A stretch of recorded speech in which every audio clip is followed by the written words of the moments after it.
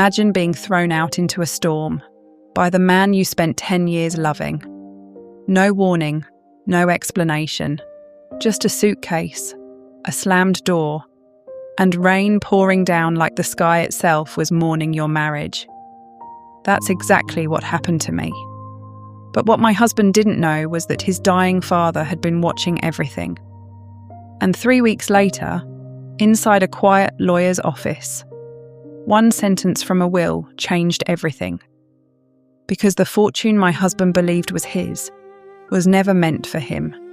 And the moment the truth came out, the man who threw me into the rain fell to his knees begging. But by then, it was already too late. My name is Victoria Hale, and for 10 years I believed I was married to a good man. His name was Caleb Hale, at least that's who I thought he was. For most of our marriage, Caleb was charming, ambitious, always and endlessly confident. People admired him, friends envied him. Even strangers were drawn to his polished smile and expensive suits. But I learned something important later in life. Some smiles hide very ugly truths, and sometimes it takes money to expose them. The illness that changed everything. Caleb's father, Edward Hale, was a legend in the real estate world, a self-made businessman, the kind of man who started with nothing but grit and determination, and eventually built an empire worth over $48 million. But even men like Edward cannot escape illness. 3 years before his death, he was diagnosed with an aggressive form of cancer. The disease moved quickly, and suddenly, the powerful titan of business who once commanded boardrooms could barely walk across a room. That was when everything changed, because Caleb disappeared. Was not physically at first, but emotionally.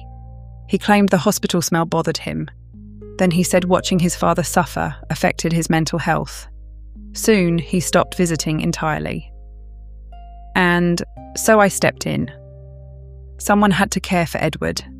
So I did. I cooked his meals, helped him bathe when the treatments made him weak, held his hand during the long nights when pain kept him awake. I read newspapers to him when his vision blurred, and sometimes, when fear crept into his voice, I simply sat beside him in silence so he wouldn't feel alone. Those moments created something unexpected. Edward began to see me not as his daughter-in-law, but as the daughter he never had. Meanwhile, Caleb's visits became painfully predictable. He would arrive wearing expensive cologne and polished shoes, sit beside the bed for exactly 10 minutes, and casually ask questions like, "Did Dad ever mention updating his will?" Or, "Has he said anything about the investment properties lately?" Edward never answered those questions. He just watched his son quietly, and I saw something in his eyes, something like disappointment. The day everything ended. Edward passed away on a cold Tuesday morning. I was holding his hand when it happened. His final words were soft, barely a whisper. "Thank you, Victoria." Meanwhile, Caleb arrived at the hospital 2 hours later. At the funeral, he cried loudly, too loudly. People praised him for being such a devoted son, but I noticed something strange. While everyone else mourned, Caleb studied the wealthy guests attending the service. Investors and developers, executives. He wasn't grieving, he was networking. And 2 days later, I discovered the truth. The suitcases. When I came home from handling funeral arrangements, my suitcases were sitting by the front door, not packed, dumped. Clothes stuffed inside like trash, shoes tangled with dresses, personal items missing. For a moment, I thought someone had broken in. Then I heard Caleb's voice from the staircase. Calm, cold. "Victoria," he said casually, "we need to talk." The cruel conversation. He walked downstairs holding a glass of champagne. Champagne, 2 days after his father's funeral. "I've been thinking," he said, "now that Dad is gone, Our marriage doesn't really make sense anymore." I stared at him. "What?" He sighed like I was being difficult. "You were helpful while Dad was sick. I'll give you that. Well, you took care of him so I didn't have to." My stomach twisted. "But now?" He shrugged. "I'm inheriting $48 million. He took a sip of champagne. "And I'd rather enjoy that life, without unnecessary baggage." Baggage. That was the word he used to describe his wife. 10 years of marriage reduced to one cruel word. The check. Then he pulled something from his pocket. A check. $10,000. He tossed it onto the floor. "Consider it payment for the caregiving." The humiliation burned like acid. "I'm your wife," I said quietly. He smiled. Not for long. Then he called security. And within minutes, I was standing outside my own home, in the middle of a storm, rain soaking through my clothes, watching the front door close, while the man I once loved stood upstairs on the balcony, finishing his champagne. On the worst night. That night I slept in my car, in the parking lot of a grocery store that never closed. I remember staring at the windshield while rain tapped softly against the glass. 10 years of memories, 10 years of sacrifice. And suddenly I realised something painful. The man I loved never truly existed. 3 weeks later, life slowly moved forward. I searched for a small apartment, started rebuilding. Then one morning I received an official letter from Edward's attorney, Mr. Gregory Whitman. He requested my presence at the formal reading of the will. I didn't understand why. But Caleb called me an hour later, angry. "You don't belong there," he snapped. "Dad probably left you a watch or something sentimental." He laughed. "Just show up, sign whatever paperwork they give you, and disappear." The will reading. The lawyer's office was quiet and elegant.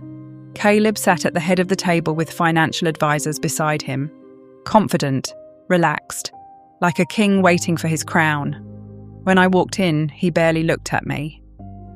"Sit in the back," he muttered. Mr. Whitman entered moments later, carrying a thick leather folder, and the reading began. The moment, Caleb celebrated. Finally, the lawyer reached the inheritance section. "To my son, Caleb Hale." Caleb leaned forward. "I leave the family residence, several investment properties, and the sum of $48 million. Caleb jumped to his feet.